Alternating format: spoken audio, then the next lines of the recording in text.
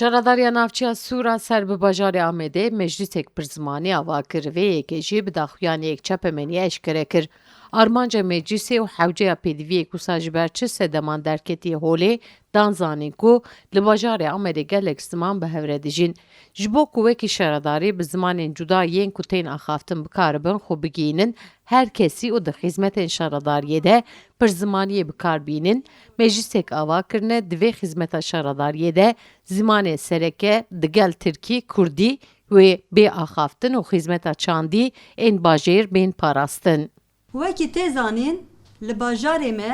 gelek ziman bi hev re dijîn. Ji bo ku em wek şaredarî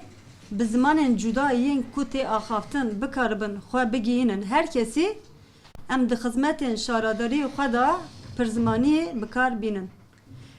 Em ê di hemû xizmetên xwe yên şaradariyê da pirzimaniyê esas bigirin û xizmetên xwe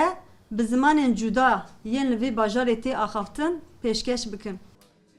Hevşaradar û endamê meclîsa ziman jî amaje pê dikin ku navçeya Sûrê ciyekî dîrokî û gelek geştyar serdana navçeyê dikin ji bo ku zimanê Kurdî çi kurmancî, çi zazakî û soranê û zimanên din jî tên axaftin bên parastin divê xizmetek bihata kirin. Weka şaradarî wê pirzimaniyê esas bigirin û xizmetên xwe bi zimanên cuda yên li vê bajarê tên axaftin pêşkeş bikin. Du salê me qediya em ser şaradariyên rêveberiya şaradariyê dane me dît ku gelek hewcedarîkê ye ji bo ziman gelek kes hatin rexne jî hatin pêşniyar jî hatin vî warî da gotin em dixwazin şaradariya me bi zimanê dayîka me em dixwazin xizmetkê bibînin. Me jî wî nirxand wek meclîsekî me dît ku hewcedarîkê heye bi çend zimana em xizmetê bikin û biryarkî wisa hat sendin me meclîsa xwe ava kir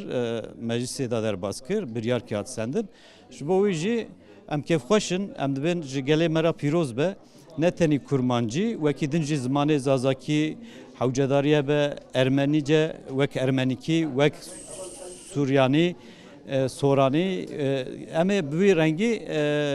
nêz bibin û xizmetê gel dabin. Karê me ewilî şaredariya me rêveberê me û rêveberiya me ji bo ku di qada giştî da wisa em rihet xwe bigînin hemelatiyê xwe û em tiştê ku ji me dixwazin em karibin wanin bînin jî di serî da em ê xebatkarê xwe wisa em ê perwerde bikin xwe perwerde bikin çawa em karibin bigêrin wan ya diyemîn em ê wisa qirêşek çê bikin û ya siyemîn jî navê xwe yê gunda em ê bigewrînin û li bijin navê xwe yê taxa bigewrînin û em bijin wisa esnafê xwe karê xwe em ê xebatekî bî rengê bikin. Şaradarî dibêje di xizmetên şaradariyan de pirzimanî ne tenê tercihek e lê di rastiya xwe de mafê herî bingehîn ê welatiyan e. Şaradarî saziyên herî nêzik gelin, lewra jî dema zimanê gel ney bikar anîn, di navbera rêveberî û civakê de dîwarekê stûr ava dike. Di rewşên lezgîn û kerasetên xwezayî wekî ertêş, lehî yan jî nexweşiyên mîna pandemiyan de ziman dibe meseleya jiyan û mirinê. Sevda Kaplan, Kurdistan TV, Amed.